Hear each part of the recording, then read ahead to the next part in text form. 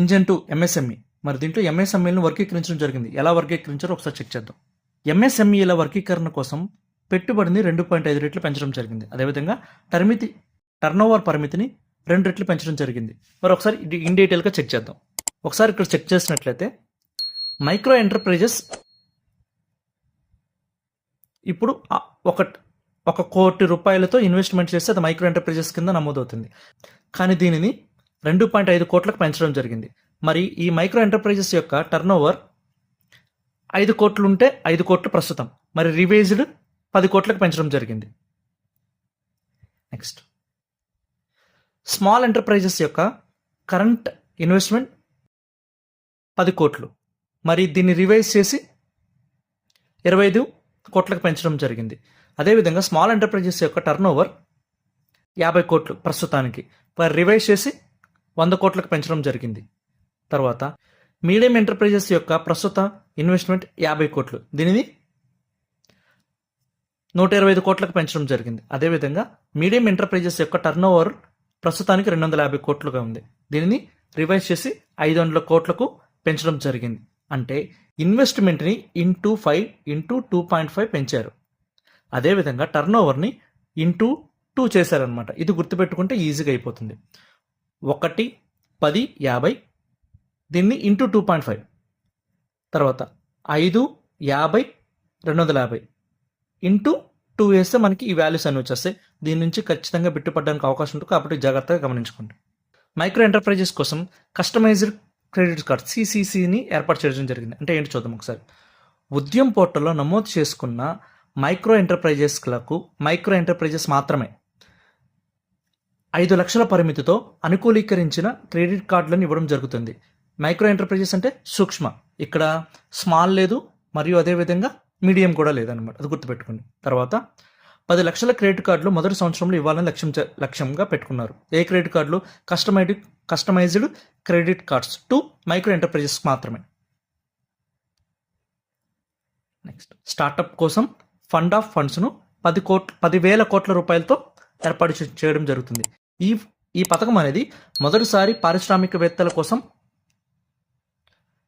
ఏర్పాటు చేయబడిన పథకం. దీంట్లో 5 లక్షల మంది మహిళలు, షెడ్యూల్ కులాలు మరియు షెడ్యూల్ తెగలలో మొదటిసారి వ్యవస్థాపకులకు వచ్చే 5 సంవత్సరాలలో 2 కోట్ల వరకు టర్మ్ లోన్ అందించడం ఈ పథకం యొక్క ముఖ్య ఉద్దేశం. ఎవరెవరున్నారు? మహిళలు, షెడ్యూల్ కులాలు, షెడ్యూల్ తెగలు. ఎన్ని సంవత్సరాల పాటు? 5 సంవత్సరాల పాటు. ఎన్ని కోట్ల వరకు టర్మ్ లోన్ ఇవ్వడం జరుగుతుంది? 2 కోట్ల రూపాయల వరకు టర్మ్ లోన్ ఇవ్వడం జరుగుతుంది అనమాట, గుర్తుపెట్టుకోండి. నెక్స్ట్ వన్, పాదరక్షలు మరియు లెదర్ రంగాల కోసం ఫోకస్ ఉత్పత్తి పథకం. ఫోకస్ ఉత్పత్తి పథకం అనేది దేనికి సంబంధించిందంటే పాదరక్షలు మరియు లెదర్ రంగాలు. మరి దీంట్లో 22 లక్షల మందికి ఉపాధి కల్పించడం జరుగుతుంది. అదేవిధంగా 4 లక్షల టర్నోవర్ని పొందడం జరుగుతుంది. అదేవిధంగా 1.1 లక్షల కోట్ల ఎగుమతులను సాధించాలని లక్ష్యంగా పెట్టుకోవడం జరిగింది. నెక్స్ట్, బొమ్మల రంగం. ఈ టాయ్ సెక్టార్లో భారతదేశాన్ని గ్లోబల్ హబ్గా మార్చాలని నిర్ణయించడం జరిగింది. బొమ్మల రంగంలో భారతదేశాన్ని గ్లోబల్ హబ్గా మార్చడానికి ప్రతిపాదనలు సిద్ధం చేయడం జరిగింది. నెక్స్ట్, ఫుడ్ ప్రాసెసింగ్ కోసం బీహార్లో national institute of food technology and entrepreneurship and మేనేజ్మెంట్ని ఏర్పాటు చేయడం జరుగుతుంది. నెక్స్ట్, జాతీయ తయారీ mission, national manufacturing mission. Make in ఇండియాలో భాగంగా చిన్న, మధ్య తరహా మరియు పెద్ద పరిశ్రమలు. ఇక్కడ ఏమేమి చూడండి, చిన్న తరహా ఉంది, మధ్య తరహా ఉంది, పెద్ద తరహా ఉంది, కానీ సూక్ష్మ తరహా లేదు, గుర్తుపెట్టుకోవాలి. కవర్ చేసే జాతీయ తయారీ మిషన్ను ప్రకటించడం జరిగింది. ఈ మిషన్ ఈ క్రింది అంశాలకు ఫోకస్ పెడుతుంది. ఏం చూద్దాం. వ్యాపారం చేయడం సులభంగా చేయడం, మరియు డిమాండ్ ఉన్న ఉద్యోగాల కోసం భవిష్యత్తులో సిద్ధంగా ఉన్న వర్క్ ఫోరం, శక్తివంతమైన మరియు డైనమిక్ ఎంఎస్ఐ రంగాన్ని ప్రోత్సహించడం, సాంకేతికత లభ్యతను ప్రోత్సహించడం, నాణ్యమైన ఉత్పత్తులను అందించడం, వాతావరణ అనుకూల అభివృద్ధికి క్లీన్టెక్ తయారీ అనమాట. Question number 13. 2025-26 కేంద్ర బడ్జెట్లో ప్రకటించిన విధంగా ఉద్యమ్ పోర్టల్లో నమోదు చేసుకున్న ఈ క్రింది ఎవరి కోసం 5 లక్షల పరిమితితో క్రెడిట్ కార్డులు జారీ చేయబడతాయి? A, micro enterprises, B small enterprises, C medium enterprises. ఇందాక చెప్పుకున్నట్టే మనం కేవలం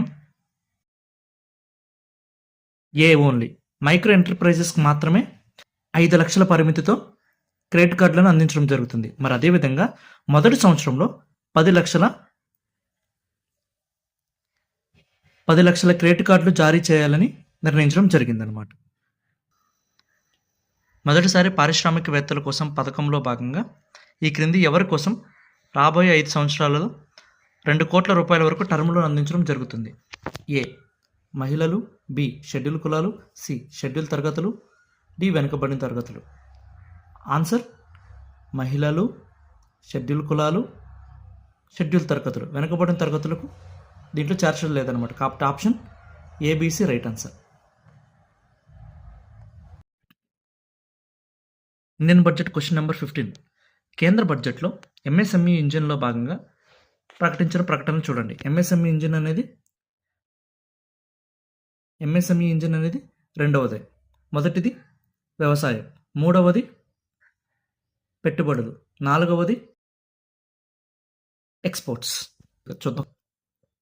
ఫుడ్ ప్రాసెసింగ్లో భారతదేశంలో గ్లోబల్ హబ్గా మార్చడం అనేది లక్ష్యం అనేది తప్పు. ఎందుకని?